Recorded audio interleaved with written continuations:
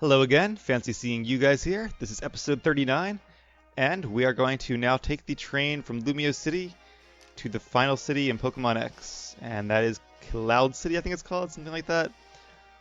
Before we do that, we have to find the train station, and I don't remember what it looks like, so we might just take a taxi, if I can still afford a taxi.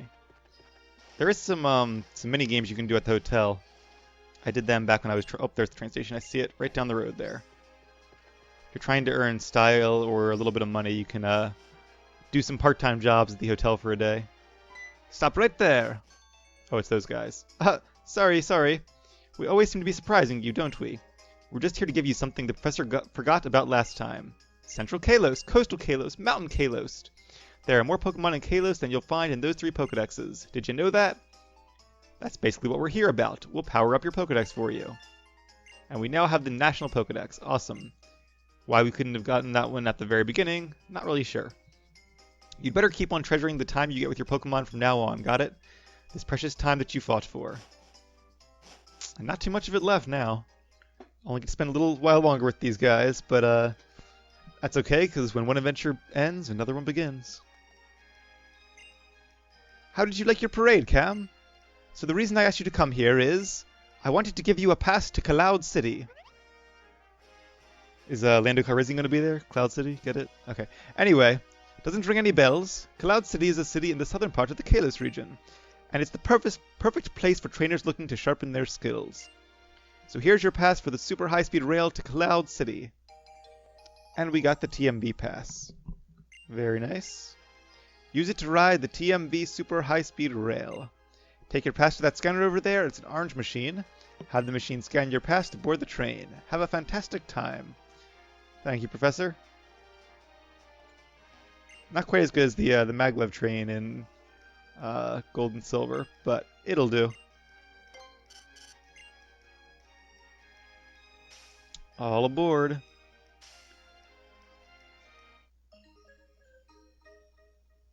Nice little train music there. Now, I do want to warn you guys that last episode was really long. This one might be kind of short, because they were both intended to be part of the same episode. But I guess it really depends on how much there is to see and do here in the final city. The train is driven by electricity from Kalos' power plants. That makes sense. What is the sticky stuff that Swirlix expels to stop its opponent's movement? I don't really know anything about Swirlix. It's that little fluffy fairy type. It could be saliva, but I don't know. It seems like it would make more sense to just be threads. Hey, I'm right. And we got a max revive, which we'll probably never use, but good to have anyway. Alright, well so far we're off to a good start. Who is this guy? You wouldn't happen to be Cam, would you? I saw you in the parade. Yep, that's me. I knew it! You're everything I'd expect someone who holds the honor of Kalos to be. I'm so grateful to you for stopping Team Flare. Please take this small token of my appreciation. The versus recorder. Very cool. You can record battle videos of battles with friends or battles in special facilities. And upload your battle videos. Very nice. But I seem to have my own way of uploading battles. A part of me has considered getting back into competitive battling again. But we'll see. For now, I'm just going to keep playing these single-player games. The Battle Maison, that's a battle tower type area, I believe. We'll head there in a bit. I won't do too much battling there because our Pokemon aren't really like EV trained or anything. They don't have the right natures. But I do want to at least try it out. Anyone else home? Nope, I suppose not. It's raining here. Wonder if that'll affect our rival battle at all. I hope not. I hope it's not going to be raining during it. Maybe I'll start with Lana so that I can use Sunny Day to clear the skies. She's making a Cinnabar and hamburger steak. Do they invent those in Cinnabar Island, I wonder? This guy is checking my Pokedex. Talking about the Poke Radar. That allows you to, I think, increase your chance of finding shiny Pokemon. But I've never really been much of a shiny hunter just because the chances are so low. I've caught in a few shinies in my day. I know I caught a shiny Graveler in I think black and white. And back in the old games, there were a couple I ran into. Nothing super amazing, though.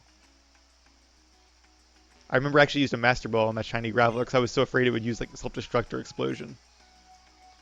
And the Friend Safari, not really sure what that's about. But I know you can catch lots of cool Pokemon there. What's in these houses here? The Pokemon Kyurem. I do not have Kyurem. It's one of the legendary Pokemon from Gen 5. Hey, it's a Team Flare guy. He's mad at me. At least Team Flare went out with style. I agree. The world would be very dull if everyone was the same.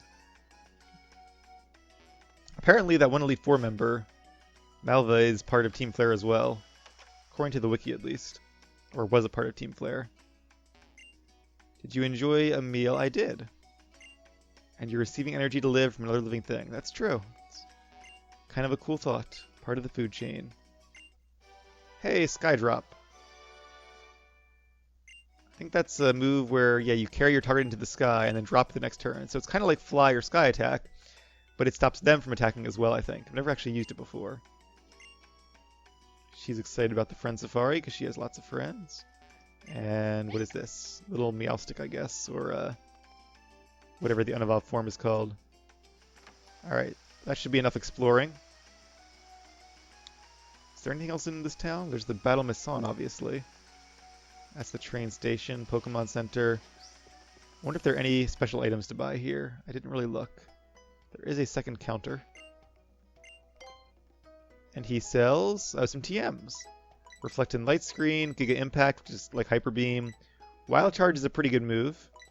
And Overheat is kind of like Draco Meteor, but for fire types. In fact, Overheat was the original move of its type. I think it was in Gen 3. Since then they've added like Petal Blizzard and Draco Meteor. A couple moves that also do lots of damage and lower special attack, but that was the first. Oh, this is the Friend Safari. Alright, well there's not too much to do here. We have a little pond up there.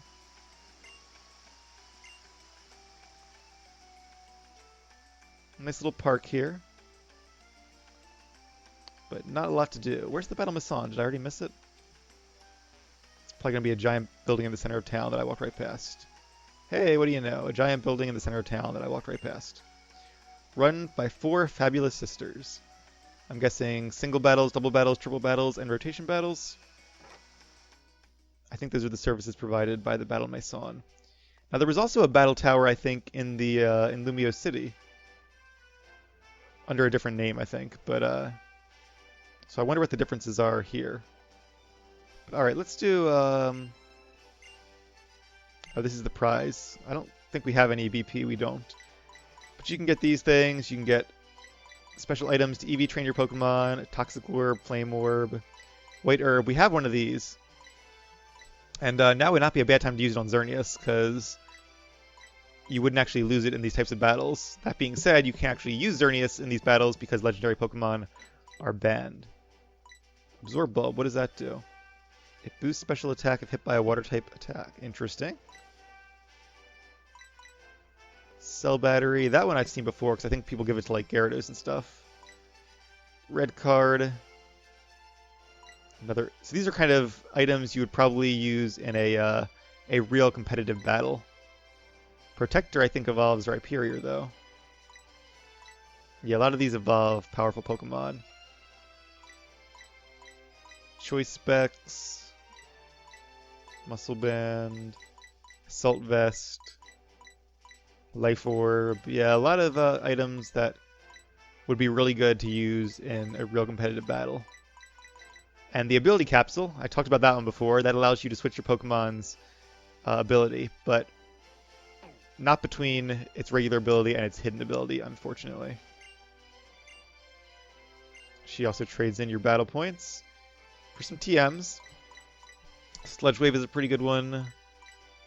Volt Switch could be good. I'm glad they didn't give a lot of the fun abilities to the battle point system, though, because a lot of games do. And it kind of sucks when you can't get the moves you really want because they're locked away, or the items you want, because they're locked away behind the battle point prize counter.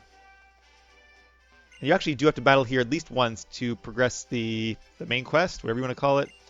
In other words, to battle your rival again. So we will do at least one battle here. I don't have any results. Can I just walk ahead? I can. What's over here? Oh, little balconies. She's taking a day off. All right, I wasn't asking. I was just saying hello. That is not a door. That's a door, but we can't go through that door. So where do we go if we want to actually battle? Not over here.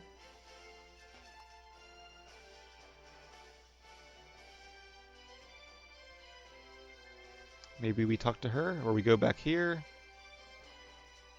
Probably not back here. Huh, there's a little bench back there.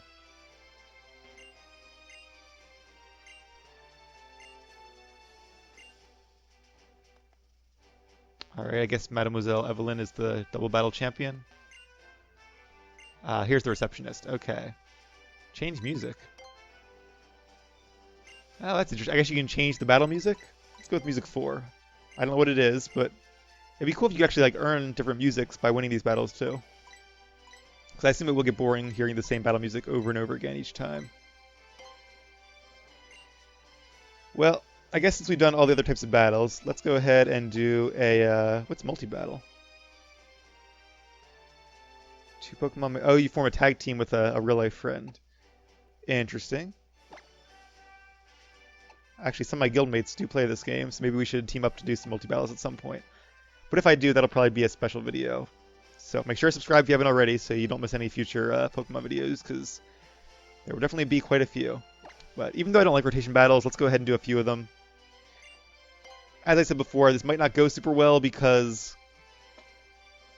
in party. Because our Pokemon are not EV trained or anything.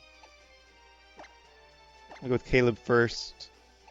Art and Uther. Oh, 4 Pokemon. Alright, sorry Lonnie, you'll have to sit this one out. I guess I have to save? Alright.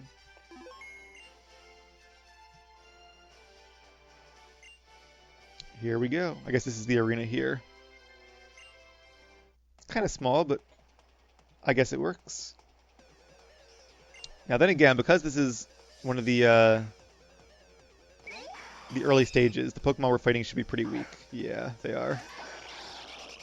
So this might not be too interesting, actually. Alright. Yeah, they rotated. This is why I don't like rotation battles. It's almost takes too much thought. You have to like think of every possibility here to pick the right move. Should you switch your Pokemon? Are they going to switch theirs? But I'm just going to go for it. And I'm not even going to worry about switching stances because I think I'm probably faster than all of these unevolved Pokemon.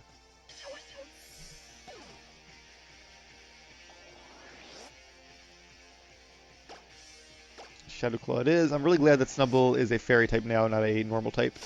Otherwise, it would be immune to Shadow Claw. Rattled, what does that do? Increases its speed? Bite could hurt.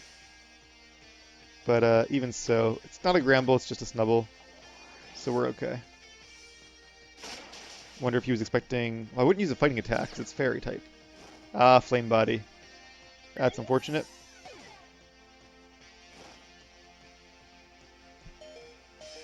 Yeah. Alright, so I might go ahead and just leave after this first battle, because I don't feel like doing more of these would really be too exciting.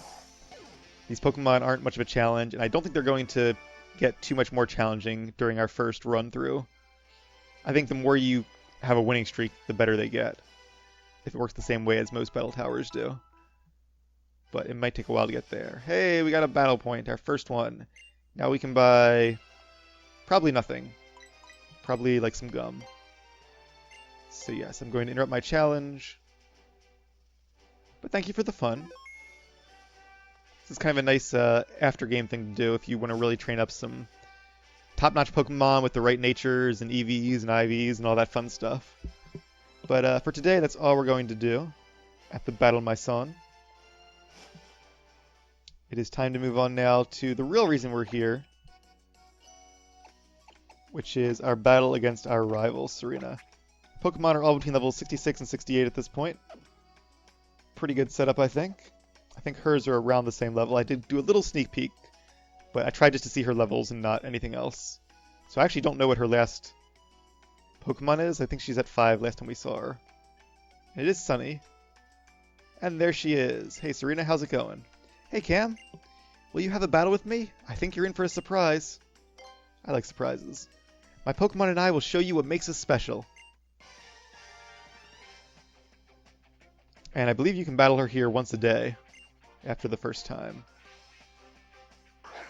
As usual, she leads with her cat Pokemon, and I lead with my lion Pokemon. Queen of the Cats. And it's actually not raining here, so I don't need to use Sunny Day. But I'm assuming she has that Vaporeon still, so I'm actually going to use Sunny Day. Fake out. Didn't do too much damage, is a little annoying though, and it was a crit. Yeah, Meowstic just... I mean, that was a crit, and it barely did any damage. And Lana's defenses aren't even that great. Long story short, I do not recommend training a Meowstic. Let's see how much a stab psychic attack can do. Still not that much. Alright, because we have Sunny Day going and I'm holding the charcoal, flamethrower it is. This will probably be a 1-hit KO. Yep. Alright, 1 Pokemon down and 5 to go. And she has a Clefable. Well, Fairy is not resistant to fire, so I will stick with Flamethrower. Although Clefable does have a good special defense. Oh, it got burned. I wonder if it has its Magic Guard thing, where it can't be hurt by anything but direct attacks. I think it might. Alright, so who should we send out next? Not Art, because Art is Dark type, and not Uther, because Uther is Dragon. Caleb would be a good choice, but I might want to save him. Let's send out Wayne. Yes, our opponent is weak. I wonder if she has any full restores. I hope so, but I kind of doubt it. Yep, we're going to go with Hornleech, and that will be the end of Clefable. I haven't seen her use a fire type yet. I did notice when I was looking at Serena's previous teams that apparently she has the same Pokemon no matter what. Her teams are not based around her choice of starter, or your choice of starter, which is really unfortunate. This would be a great opportunity to give her one Pokemon she gets no matter what, and then have her other ones based around your starter. With a Grass, Water, Fire trio based around that type, and then a Psychic Dark Fighting based around that type. Because basically if you don't choose the Water one, Froggy, sunlight is faded there, then she might have 2 Psychic Pokemon on her team, or 2 Dark type Pokemon on her team, which is just kind of boring if you ask me. Also, why did she send out Vaporeon against a Gogoat? I guess for the ice attack, but I mean, yeah, it seems like Serena still has a lot to learn. Everyone keeps saying she's such a great battler, but I think it's just because of her levels. And Altaria, now that's not good. So see, I guess it was good that we kept Double Edge, because Aerial Ace would have been evenly effective as well, but still would have done half as much damage. Dragon Pulse.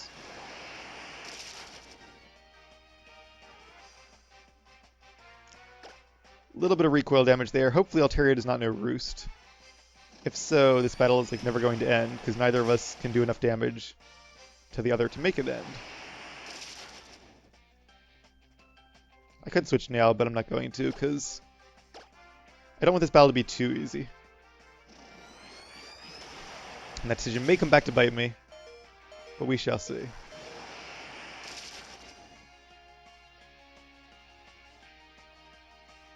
If I was smart, I would also use Milk Drink now, but I'm going to actually let Wayne faint here, since he's had his moment to shine. This is going to be our last battle, so might as well give other members of my team a chance to do their thing. Alright, Uther, Dragon versus Dragon. You're up, buddy. And Dragon Pulse should be super effective, Uther should be faster, and this should be the end of Altaria.